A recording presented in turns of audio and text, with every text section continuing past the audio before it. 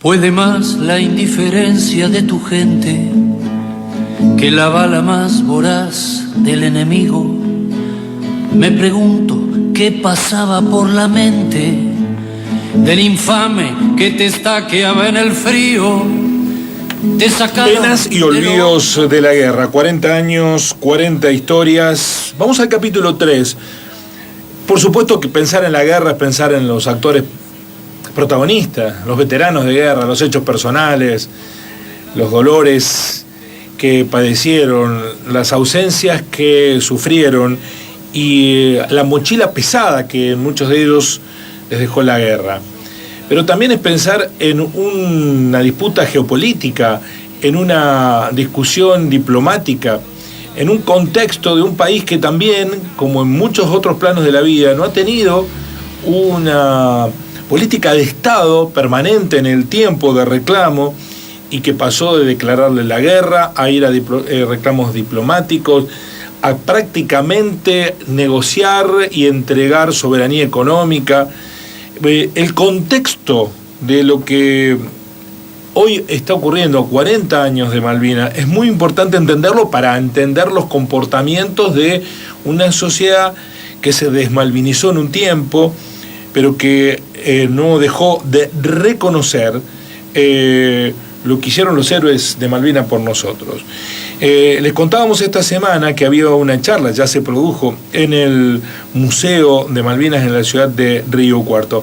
Esa charla fue llevada adelante por el profesor docente de la Universidad Nacional de Río Cuarto y coordinador del área Malvinas del Departamento de Ciencias Jurídicas de dicha facultad, Gustavo García, que está en línea con nuestro programa. Florencia Garza y Guillermo Jeremías los saludan.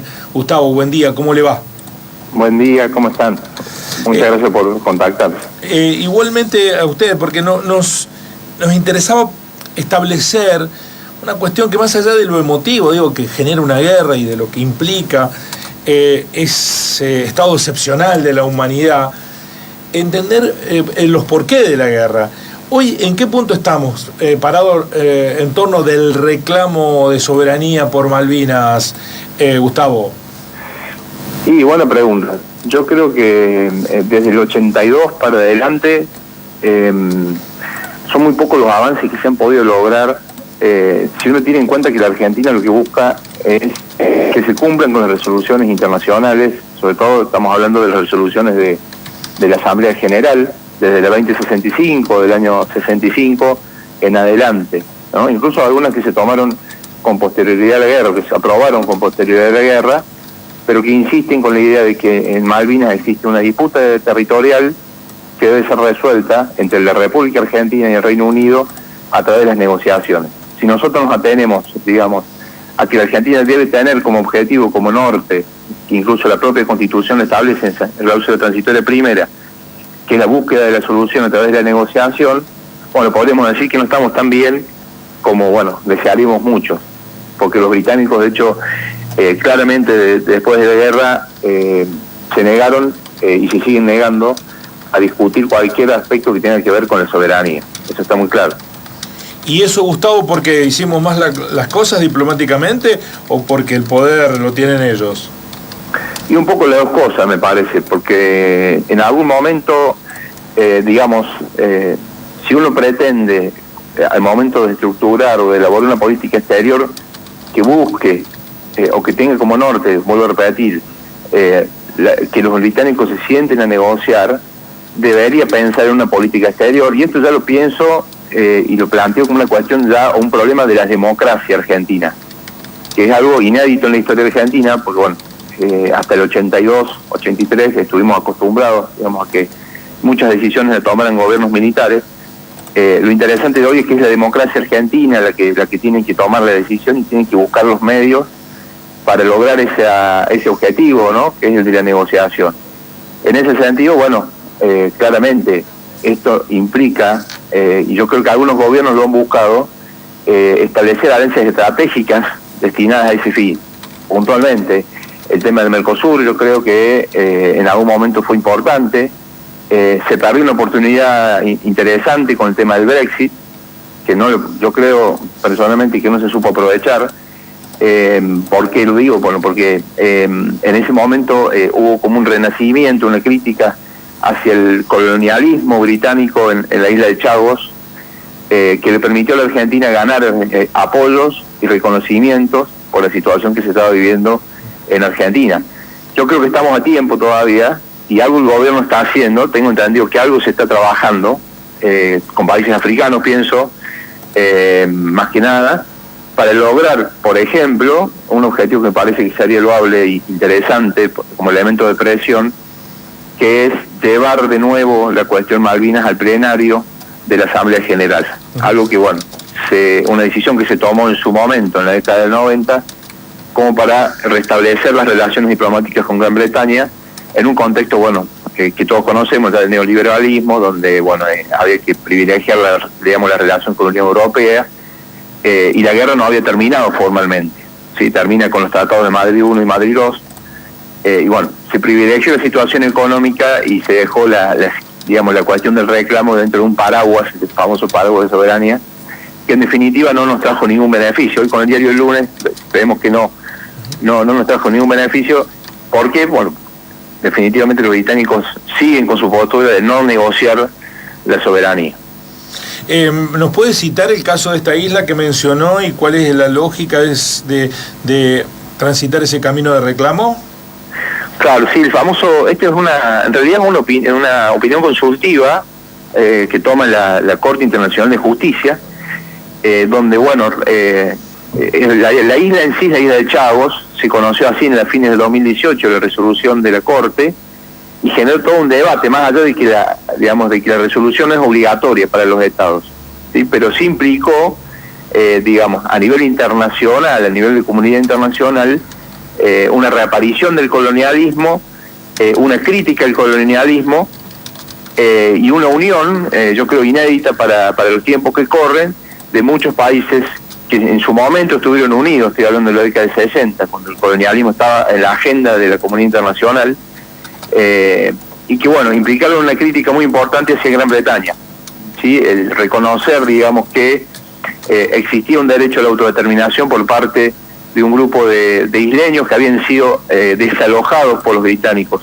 casi la situación similar a la nuestra, desalojados por la fuerza de ese archipiélago, y bueno, y nunca se les permitió retornar. La opinión consultiva considera que hubo una violación del derecho internacional en ese caso, que es algo inédito, bueno, porque evidentemente desde hace unos años las potencias coloniales históricas no se las venía, digamos, juzgando por esto, y bueno, en eso la Argentina tuvo mucho que ver. La Argentina estuvo negociando con la Unión Africana en ese momento para, digamos, darle el apoyo en la Asamblea General y que la decisión pudiese llegar a la Corte. Recordemos que para que la Corte pueda entender y pueda, en este caso, en esta opinión consultiva, necesita una cierta cantidad de votos, ¿sí? Bueno, en esto también tuvo mucho que ver el Brexit, porque hubo apoyos europeos, por ejemplo, que en otro momento no se hubieran dado, ¿sí? O sea, ahí vemos que había un contexto propicio para poner, digamos, en el tapete, bueno, en la agenda internacional, el tema del colonialismo otra vez. Y en este contexto, o sea, combinando Malvinas con lo que está pasando también con el conflicto Ucrania-Rusia, ¿qué visión tiene usted de que, digamos, las potencias no tengan, por así decirlo, la misma vara, también encierra una opinión, obviamente, la pregunta, pero digo, con el principio de integridad territorial, digo, o sea, ¿por qué no puede conseguir ese apoyo internacional, digamos, la Argentina para el caso Malvinas? Es buena tu pregunta. En realidad, y es lo que todos esperábamos, ¿no? Al mismo momento o en la misma instancia en que Rusia reconoce en principio la soberanía territorial, mejor dicho, reconoce la independencia de las dos provincias separatistas ucranianas, Lugansk y Donetsk, en la región del Donbass, y después se produce la invasión prácticamente el otro día. Uno esperaba, digamos, una reacción por parte de la Argentina, digamos, cuestionando la invasión, cuestionando la afectación de la integridad territorial de Ucrania. Porque, bueno, justamente lo que estamos discutiendo en Malvinas es prácticamente lo mismo, ¿no? Hay un país, una potencia que está ocupando un territorio ilegítimamente, que está afectando la integridad territorial de la Argentina. En ese sentido, bueno, la Argentina siempre, prácticamente desde 1833, sin excepciones, ha cuestionado, digamos, expresamente cualquier cercenación en la integridad territorial de un Estado. Siempre pensando, obviamente, en el conflicto que nosotros tenemos en el Atlántico Sur con los británicos. Gustavo, ¿por qué tenemos estas idas y vueltas diplomáticas los argentinos? ¿Por qué no nos ponemos de acuerdo con una política de Estado respecto de Malvinas? Sí, bueno, vuelvo a recalcar el tema de la democracia, ¿no? Las democracias por ahí, las tomas de decisiones implican un desafío para todos, ¿no? Para todos los sectores de la sociedad. Entonces, eso es un poco lo que debatíamos en este encuentro en el museo. Tenemos que estar de acuerdo todos, tenemos que tratar de llegar a un consenso, todos los sectores políticos, todos los sectores de la sociedad civil, sobre la importancia que tiene Malvinas, si lo consideramos importante o no lo consideramos importante. Entonces, a partir de ahí, las alianzas que hagamos con los demás países, pienso en China, pienso en Rusia, sobre todo en este momento, tendrán que tener en cuenta, digamos, el reclamo que nosotros tenemos sobre Malvinas. Si seguimos privilegiando lo económico, como fue durante mucho tiempo, digamos, pienso en la década del 90, donde fue más expreso esa situación, bueno, claramente no estamos en condiciones de sentarnos firmemente a pedir y a reclamar la restitución de las islas. Eso es una cuestión que pienso yo personalmente. En nuestra sección Penas y Olvidos de la Guerra estamos dialogando con Gustavo García, encargado del área de Malvinas en la Facultad de Ciencias Humanas, en la carrera de profesor de Ciencias Jurídicas.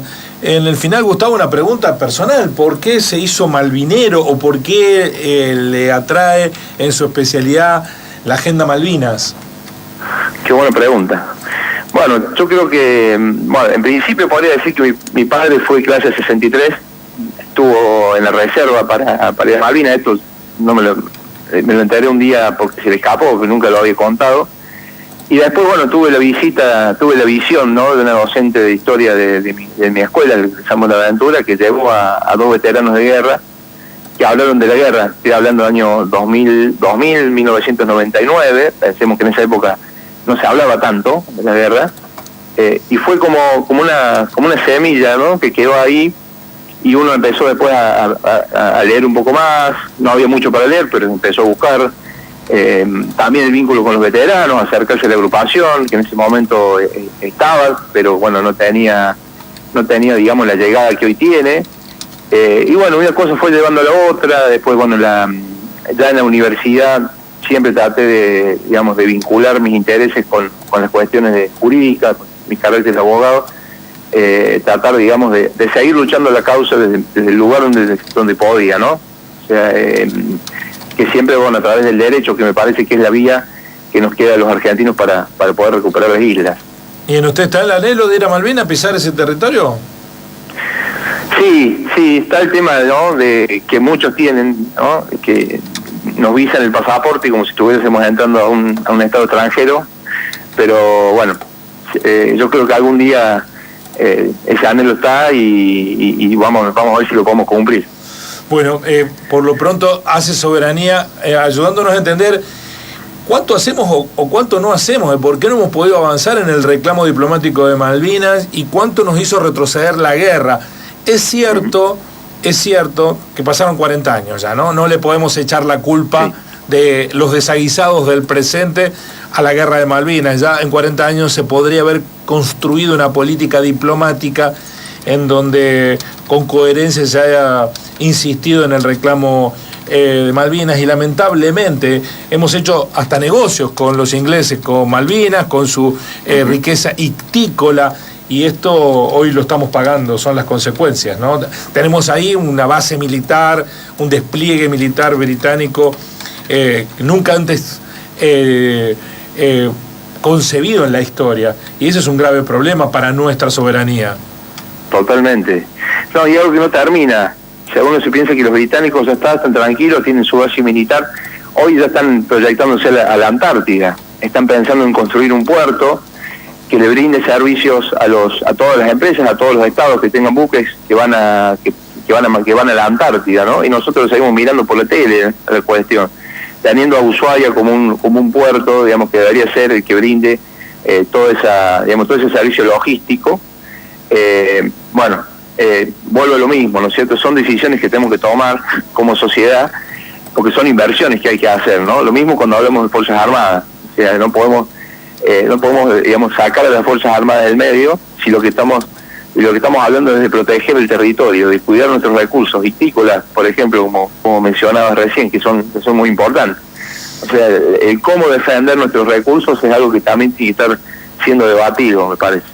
Gustavo, muchísimas gracias por este análisis y volveremos seguramente en este tiempo, que para nosotros va a terminar el 14 de junio, no el 2 de abril, porque esos 70 días de la Guerra de Malvinas forman parte de nuestra historia, no solamente el desembarco, que lo evocaremos por supuesto, pero el recorrido será hasta el día que tuvimos que claudicar nuestras, no en nuestras convicciones, sino en nuestras posibilidades de disputarla a través de las armas y volver al camino que nunca se debió haber dejado, el de la discusión diplomática. Muy amable, Gustavo.